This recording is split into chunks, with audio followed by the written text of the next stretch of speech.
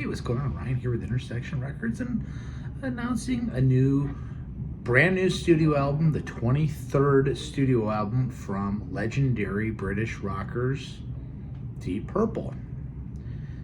They haven't had a studio album since 2020's Whoosh of new originals. They did do a 2021 covers album called Turning to Crime, I guess referencing borrowing somebody else's or stealing someone else's music.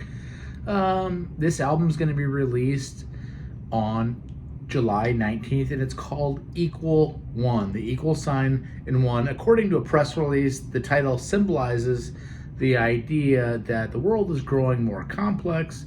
Everything eventually simplifies down to a single unified essence. Everything equals one. The first single is going to be released on April 30th.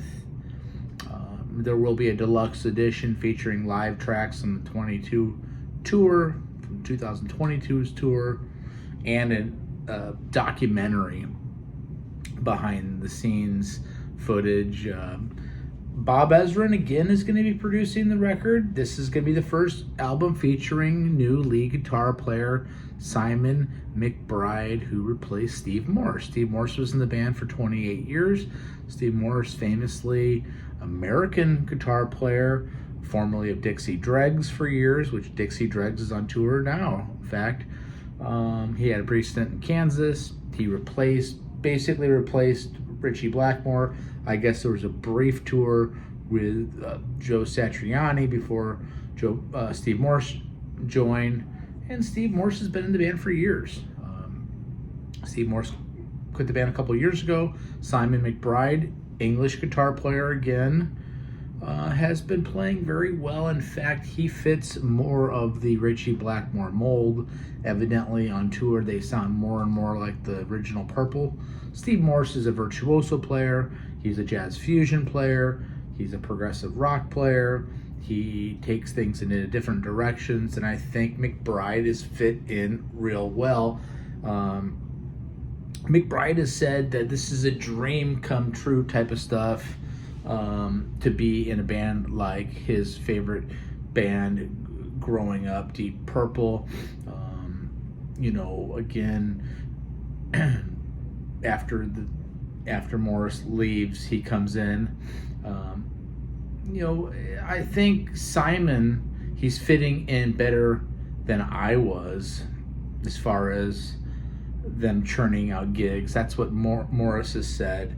Morris was unhappy with the heavy touring load. Deep Purple, again, is a band not resting on laurels, not resting on greatest hits packages. They've had multiple albums in the new millennium.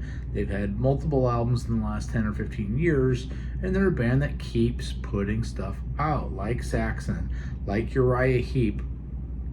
They are continuing to push forward with new material, and you still have, Ian Pace and Roger Glover and Ian Gillan and Don Airey, who replaced John Lord several years ago at this point, 20 years ago. And now Simon McBride. It's exciting. They're on tour with Yes. What a double bill that is. Steve Howe fronted Yes. They're kicking that tour off August 14th in Hollywood, Florida, continuing all the way through September.